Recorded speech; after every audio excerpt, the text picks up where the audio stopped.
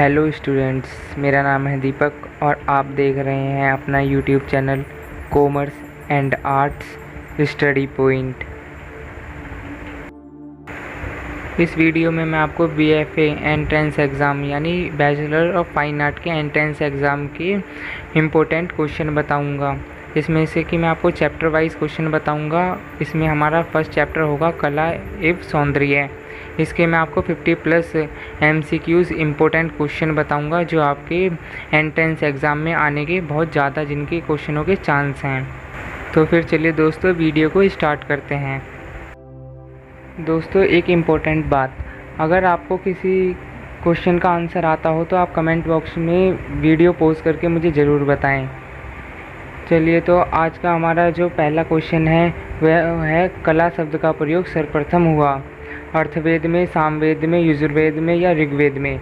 दोस्तों जो सबसे पहले कला शब्द का प्रयोग हुआ था वो हुआ था ऋग्वेद में। नेक्स्ट क्वेश्चन है एस्थेटिक नामक प्रसिद्ध ग्रंथ किसने लिखा है। दोस्तों एस्थेटिक नामक प्रसिद्ध ग्रंथ बार्मगातन ने लिखा है। ये एक जर्मनी के बहुत बड़े विद्वान थे।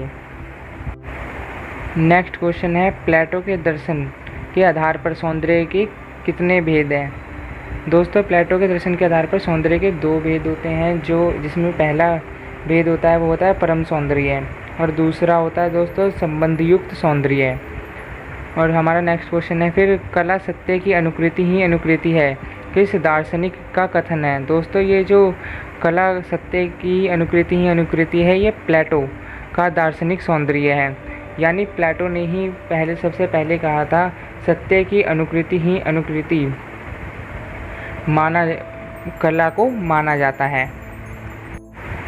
हमारा अगला क्वेश्चन है कला किस भाषा का शब्द है। दोस्तों कला संस्कृत भाषा का शब्द है जो कल से लिया गया है, यानी कै और ले कल से लिया गया है। अब नेक्स्ट क्वेश्चन है दोस्तों हेगेल ने किस कला को सर्वश्रेष्ठ माना है। दोस्तों हेगेल ने काव्य कला को सर्वश्रेष्ठ माना है। फिर नेक्स्ट क्वेश्चन है किस कला को हेगेल द्वारा निम्न श्रेणी में माना गया है। दोस्तों स्थापत्य कला को इन्होंने निम्न श्रेणी में माना था। अब दोस्तों मैं इनके बारे में आपको बताता हूँ कुछ। हेगेल ने कलाओं का वर्गीकरण इंद्रियों के आधार पर किया था, जिसमें 2 इंद्रियां इन्होंने मानी थी, दृश्य और श्रव्य। 2 प्रकार की जो इंद्रियां थी जिसमें उन्होंने काव्य कला को श्रेष्ठ माना था तथा स्थापत्य कला को दोस्तों उन्होंने निम्न श्रेणी में रखा था। अब हमारा अगला क्वेश्चन है 8वां रस सिद्धांत का प्रवर्तक किसे माना जाता है। दोस्तों प्रवर्तक का मतलब है यानी खोज, जो किसने रस की खोज करी है। दोस्तों इसमें भरत मुनि ने रस की खोज करी है। इन्होंने नाट्य शास्त्र में जो 6वां और 7वां अध्याय है उसमें इस रस का वर्णन कर रखा है। अगला क्वेश्चन है भरत मुनि ने रस के स्थायी भावों की कितनी संख्या बताई है। दोस्तों भरत मुनि ने रस के स्थायी भावों की 8 संख्याएं बताई हैं, जिसमें से कि पहला रस होता है रति यानी श्रृंगार, दूसरा रस होता है हास यानी हास्य और तीसरा रस होता है क्रोध यानी रौद्र। जो दोस्तों 7वां रस होता है विभक्त और 5वां रस होता है शोक यानी करुण और 6वां रस होता है उत्साह यानी वीर और 7वां रस होता है भय यानी भयानक और 8वां रस होता है विस्मय यानी अद्भुत, जैसा कि दोस्तों आप स्क्रीन पर भी देख सकते हैं। अगला प्रश्न है भरत मुनि ने के रस निष्पत्ति संबंधित सूत्र की व्याख्या किसने की। दोस्तों जो इनकी व्याख्या करी थी वो 4 लोगों ने करी थी। 3 तो आपको यहाँ पर मिल जाएंगे, ये जो तीनों हैं इन्होंने, और एक थे शकुंक जिनका था अनुमतिवाद जिन्होंने करी थी। दोस्तों ये इन चारों ने ही भरत मुनि के रस के निष्पत्ति संबंधी सूत्र की व्याख्या करी थी। तो इसका आंसर है दोस्तों डी। वैसे दोस्तों इनके रस की निष्पत्ति संबंधी सूत्र की व्याख्या दोस्तों बहुत सारे विद्वानों ने करी है, पर जो महत्वपूर्ण माने जाते हैं वो यही चारों माने जाते हैं। अगला क्वेश्चन है 11वां इनमें से जर्मन सौंदर्य शास्त्री कौन है। दोस्तों इनमें से जर्मन सौंदर्य शास्त्री है कांट। इनका जो पूरा नाम था वो था इमैनुअल कांट। जिनका जो 1724 ईस्वी से 1804 ईस्वी तक रहे थे। और हमारा अगला क्वेश्चन है एस्थेटिक शब्द किस भाषा से लिया गया है। दोस्तों एस्थेटिक शब्द यूनानी भाषा से लिया गया है। अगला क्वेश्चन है प्राचीन समय में कला के लिए किस शब्द का प्रयोग होता है था। दोस्तों जो भारत में कला के लिए पुराने मतलब पहले शिल्प शब्द का प्रयोग होता था। दोस्तों कला और शिल्प को अलग अलग सबसे पहले भरत मुनि ने अपने नाट्य शास्त्र में अलग अलग इन्हें लिखा था।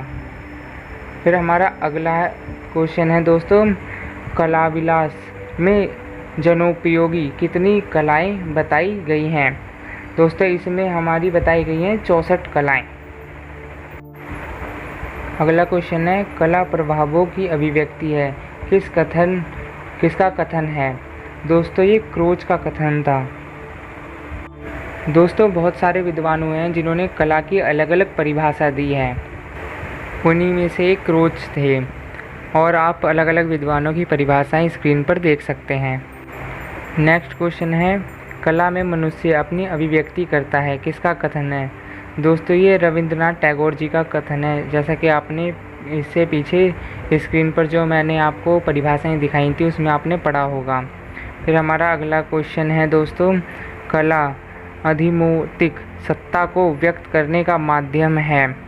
दोस्तों ये हेगेल ने कहा था, जैसा कि आप अपने उस पे स्क्रीन पर आप देख ही चुके होंगे कि परिभाषा में हेगेल ने ही कहा था कला अधिमौतिक सत्ता को व्यक्त करने का माध्यम है। फिर दोस्तों हमारा अगला क्वेश्चन है प्राचीन भारत में कला को प्रमुखतः कितने वर्गों में बांटा गया।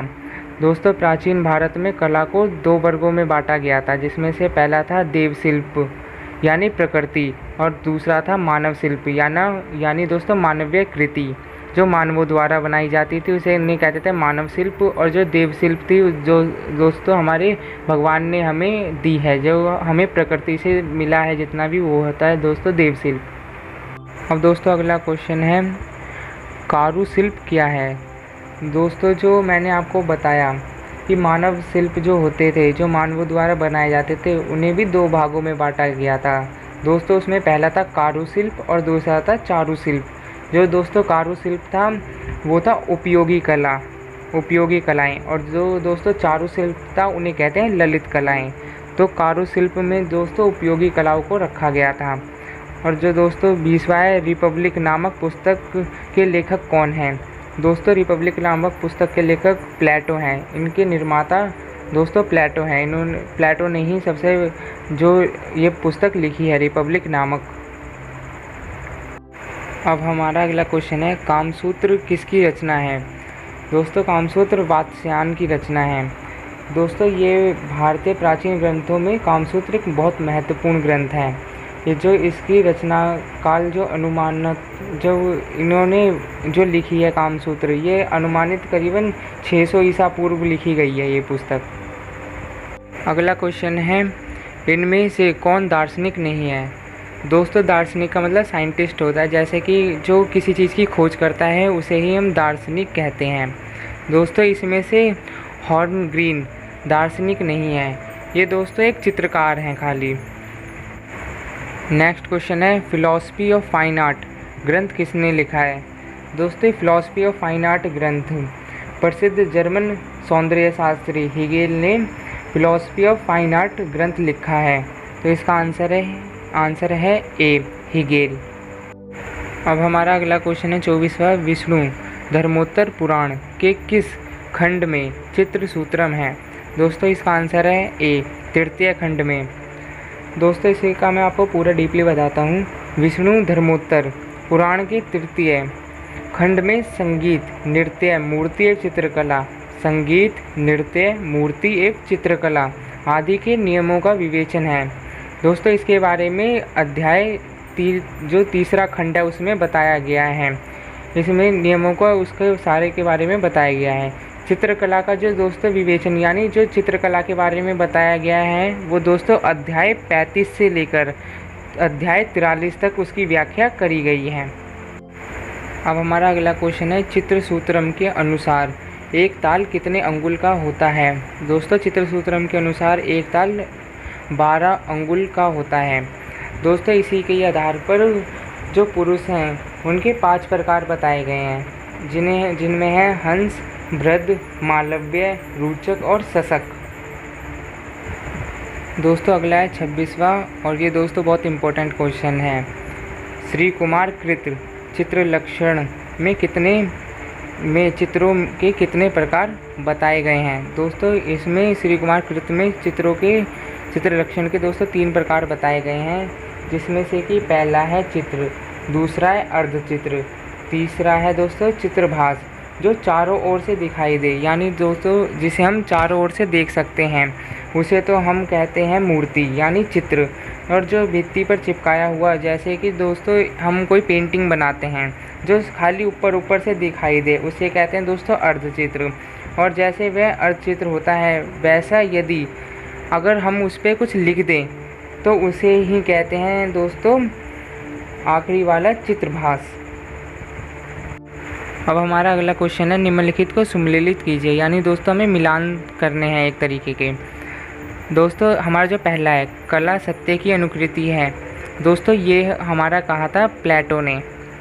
और जो दूसरा है कला कल्पना की अभिव्यक्ति है, दोस्तों ये कहा था शैली ने। और जो हमारा सी है जो सत्य है जो सुंदर है वही कला है, दोस्तों ये कहा था रविंद्रनाथ टैगोर जी ने। और जो दोस्तों आखिरी है कला अभिव्यक्ति की कुशल शक्ति है, दोस्तों ये कहा था मैथिली शरण गुप्त ने। अब दोस्तों हम इसका मिलान कर लेते हैं। हमारा ए का है 4th यानी ए का 4th, और जो दोस्तों हमारा बी का है वो है 3rd, बी का 3rd, यानी दोस्तों हमारा ए मैच कर रहा है पूरा, तो इसका आंसर है हमारा ए। अब दोस्तों हमारा अगला है 8वां, इसमें भी दोस्तों एक तरीके के मिलानी करने हैं, पर मैं इसमें आपको बता देता हूँ कि ये हैं क्या। जो दोस्तों महर्षि पाणिनि की थे, वो दोस्तों जो थे महर्षि पाणिनि चारुकला व कारुकला के विद्वान थे।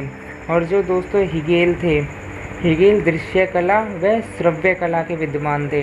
और जो दोस्तों तीसरे हैं भरत मुनि, वो हैं मुख्य कला व गुण कला के। और चौथा है दोस्तों अरस्तु जो हैं वो है ललित कला व उदार कला के। इसका दोस्तों आंसर है बी।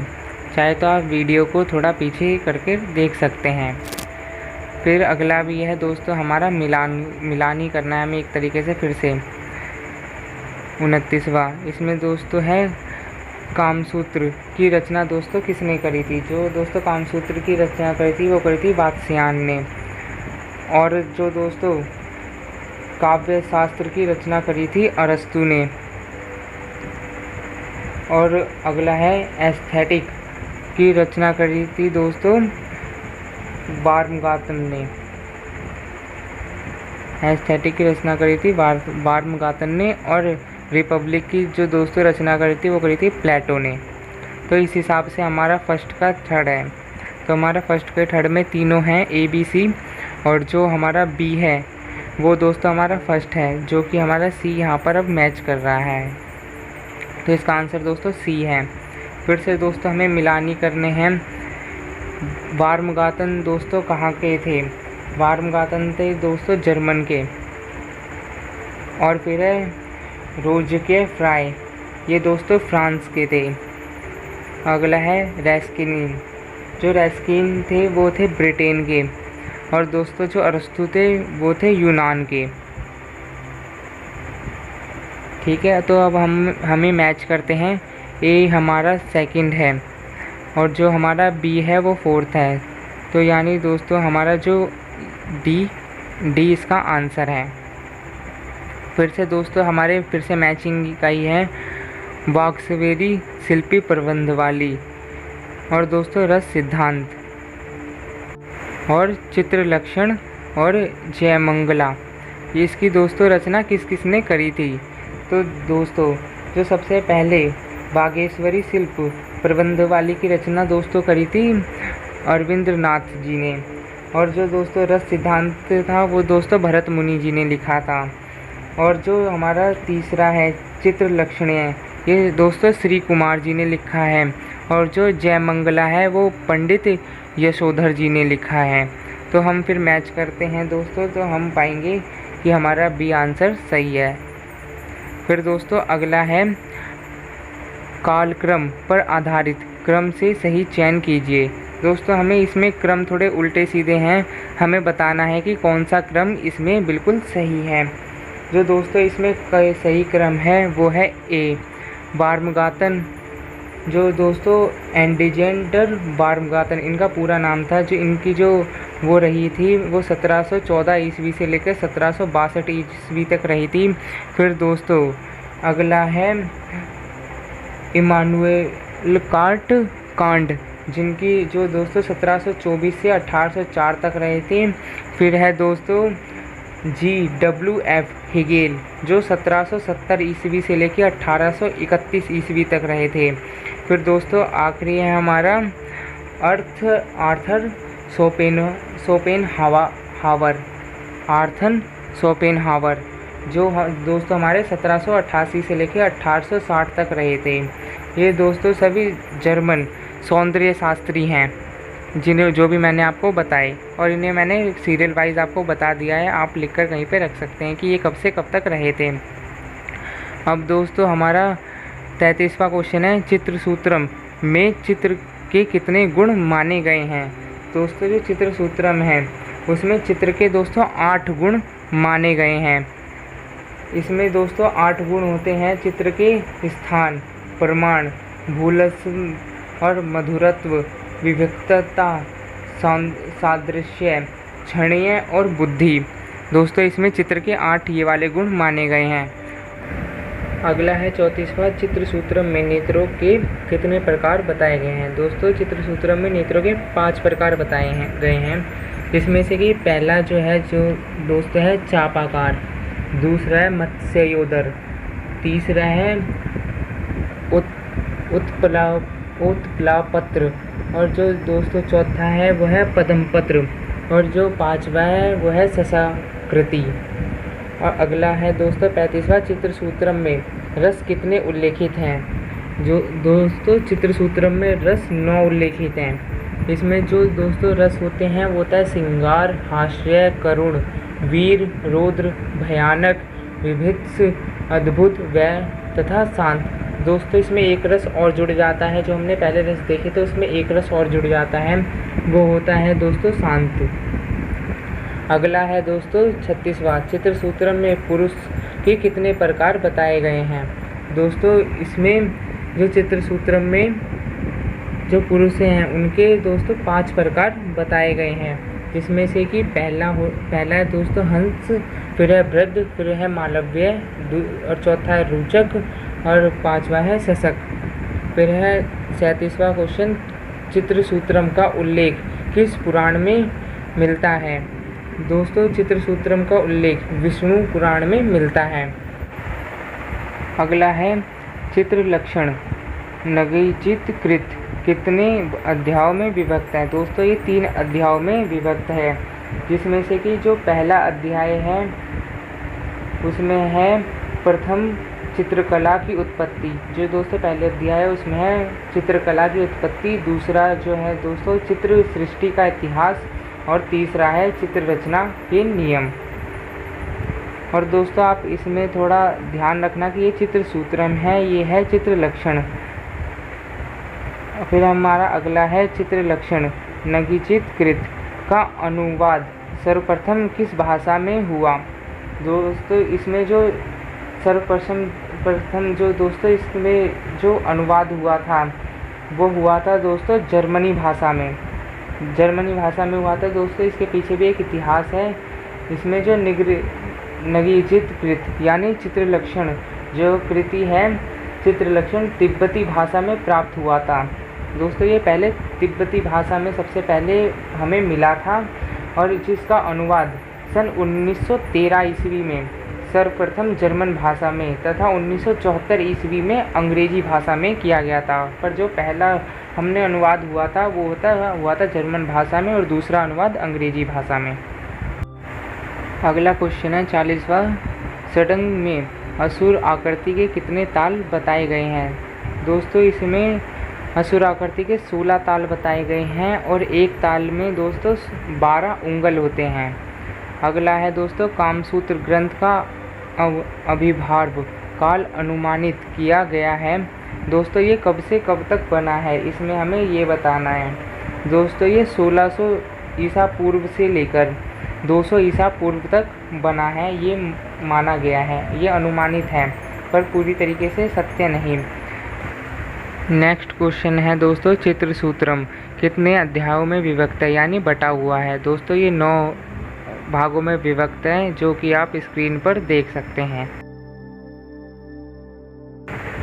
नेक्स्ट क्वेश्चन है रामायण में उल्लेखित सीता जी की स्वर्ण प्रतिमा किस शिल्पी ने बनाई थी, यानी दोस्तों सीता माता जी की स्वर्ण प्रतिमा किस शिल्पी ने बनाई थी। दोस्तों ये थे मैं, यानी ए। अगला क्वेश्चन है दोस्तों सौंदर्य शास्त्र में ध्वनि के सिद्धांत का प्रतिपादन किसने किया। दोस्तों सौंदर्य शास्त्र में ध्वनि का प्रतिपादन आनंद वर्धन जी ने किया था। 45वां अलंकारवाद का प्रतिपादन किसने किया।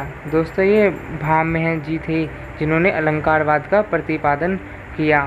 अगला है दोस्तों सौंदर्य शास्त्र का संबंध मनोविज्ञान से किसने जोड़ा, यानी दोस्तों फर्स्ट टाइम सौंदर्य शास्त्र का जो संबंध है वो मनोविज्ञान से किसने जोड़ा। ये थे दोस्तों फ्रेंचर, जिन्होंने सौंदर्य शास्त्र को संबंध मनोविज्ञान से सबसे पहले जोड़ा। और 47वां है दोस्तों जर्मन दर्शन के अनुसार ललित कला के कितने रूप होते हैं। जो दोस्तों ये जर्मन दर्शन के अनुसार ललित कला के 3 रूप होते हैं, जिसमें से कि पहला है प्रतीकवादी, दूसरा है अभिजात्यवादी या शास्त्रीय, और तीसरा है दोस्तों स्वच्छंदवादी। अगला क्वेश्चन है दोस्तों 48वां महाभारत में किस चित्रकार का नाम उल्लेखित है, यानी महाभारत में किस चित्रकार का नाम लिखा गया है। दोस्तों इसमें बी चित्रलेखा का नाम लिखा गया है। और दोस्तों अगला है 49वां सुमेलित, यानी हमें फिर से मिलान करना है। दोस्तों आरजी कलिंगवुड, इनकी लिखी हुई जो दोस्तों पुस्तक है वो है कला के सिद्धांत। और जो दोस्तों बी जॉर्ज सतायंता है, उनकी लिखी गई पुस्तक है द सेंस ऑफ ब्यूटी। और तीसरे हैं सूजन के लैंगर, इनके द्वारा लिखी गई दोस्तों किताब है फिलॉसफी इन ए न्यू की।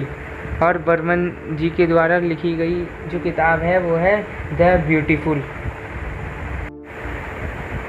अब आप दोस्तों वीडियो को थोड़ा पीछे जाकर सबके राइटर्स के नाम और उनकी बुक देख सकते हैं, इसमें आपको आंसर ए मिलेगा।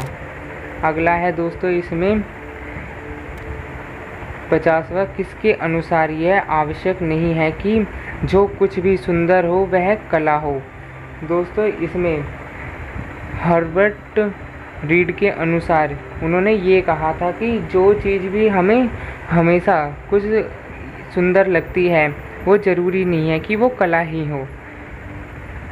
और 51वां है दोस्तों इनमें से कौन सी पुस्तक आनंद कुमार स्वामी द्वारा लिखी गई है।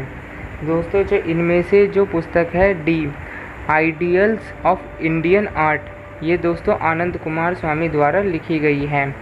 अगला है दोस्तों 52वां बौद्ध सौंदर्य दर्शन किस ग्रंथ में वर्णित है। दोस्तों बौद्ध सौंदर्य दर्शन ललित विस्तार ग्रंथ में वर्णित है। और अगला है हमारा आखिरी जो है दोस्तों वह है पंचदशी के रचनाकार कौन हैं। जो दोस्तों पंचदशी के रचनाकार हैं वह विद्यारण्य मुनि। दोस्तों आज की वीडियो में सिर्फ इतना ही। अगर आपको ये वीडियो पसंद आती है, हेल्पफुल लगती है, तो प्लीज़ इस वीडियो को ज़्यादा से ज़्यादा लाइक करें और मेरे चैनल को सब्सक्राइब कर लें ऐसी ही और वीडियो पाने के लिए। और अपने उन दोस्तों को ज़रूर शेयर करें जिन्हें इस वीडियो की ज़रूरत है, जो आपके साथ ही BFA का एंट्रेंस देना चाहते हैं और वो दे रहे हैं, तो उनके लिए बहुत हेल्पफुल वीडियो है। तो चलिए दोस्तों आज के लिए इतना ही। धन्यवाद इस वीडियो को पूरा देखने के लिए।